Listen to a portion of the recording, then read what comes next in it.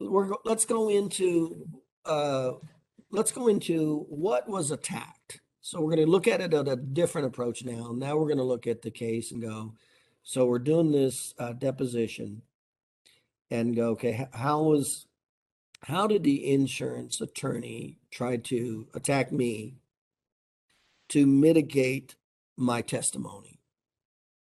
Now remember, if you have a good attorney, an insurance attorney, a defense attorney, they should attack you in every category. So don't they, and new chiropractors don't understand this when they go and they do a first deposition and the attorney attacks maybe only one, two, or three different categories. And that rattles the chiropractor. I'm like, no, you don't understand. Every subject that you talk about, they should attack to some degree to cast doubt and dispersion on that category. That's what every good attorney should do. But in reality, you don't come across that many good attorneys. They typically attack the same common three or four categories, and that's it.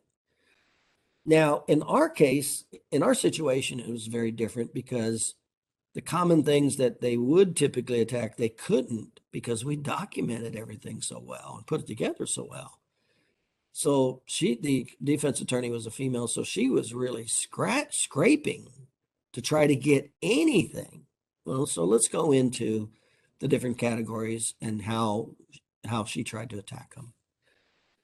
So first of all, she went after my credibility because remember, that's one of the things typically when they can't go after the credibility of the case, that's when they typically go after the your credibility or chiropractic's credibility. See, that's typically what they do. Usually when they do that, and usually that's at the end of the case. But right from the beginning, she's calling me Mr. And so fortunately, my attorney right out of the box said, "Hey, you're not showing credibility. That's Dr. Holler that you're talking to. He's not Mr. Holler." And so we had to spend 5-10 minutes walking through, the education and that I'm a primary care provider and a licensed doctor. And what does that mean?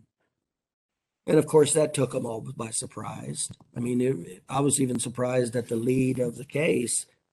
He did know that they were doctors, but he didn't know, he didn't have a good grasp on the chiropractor's education, and that they had full authority, just like medical doctors as primary care physicians. He didn't even know that. And this was the lead attorney of the mediators. I'm telling you, it's a double-edged sword being a chiropractor. The bad news is you're a chiropractor. Good news is you're a chiropractor. The bad news is you got 8% utilization, 67% negative name recognition, but that's the good news. Only if you know educational sales.